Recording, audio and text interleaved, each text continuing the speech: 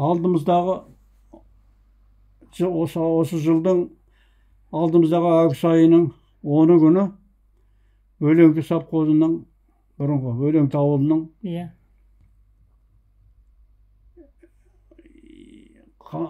Қанжығалының ішінде Ескененің әкесі Елғонды деген болған.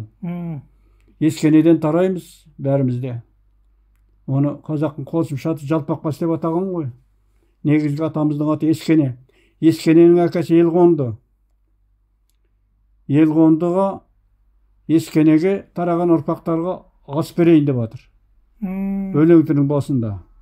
Өлеңтінің сыртында бұрын үкімет құлағаннан кейін жер алып, Қайыр деген ақсақал христианский хозяйство ашқан баласы, ұмытып отырмын. Солардың жерінің атын, сол қосқан христиан хозяйствоның атын Елғонды деп қойған. Ескенелер.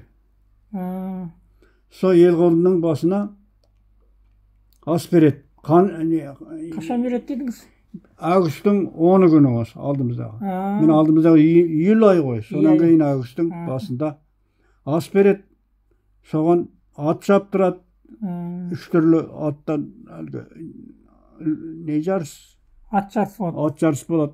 Сосын тағы қой көтеру, тағы солда спортивный мероприятие өткізеді. Соны қазір бастап жасап жатыр. Зираттарды, Ескененің зираттарын қоршап, басына тас қойып, Құран шығартып, басына ас беріп жатыр. Ол сонда сол маңда болған ғой жерлеген жерлер, ата-бабалардың. Анау Қаражардың сыртында Талдықамыс деген жер бар.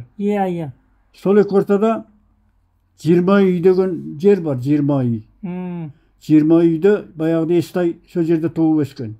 Естай ақын. Беркінбаев. Алмашы. Сол жерде біздің Ескенелердің бірталай атасы сол жерде едік. Зираты қоршалған. Сол зираттар қоршалмай қалған, құлап жатыр ғой енді, бұрын кірпіштен қалағанда. Соны қоршап, басына тас қояды. Тасын әкеп, соны жаздырып жатыр. Осы жуырда қоямыз деді. Бұны ұйымдастырып жатқандар Мырзағали бастаған. Сосын соның кейінгі Ескенелердің ұрпақтары. Ізеннің баласы, Байғожаның баласы Ізен деген, Ізеннің балалары, жаңағы Қайырдың немересі,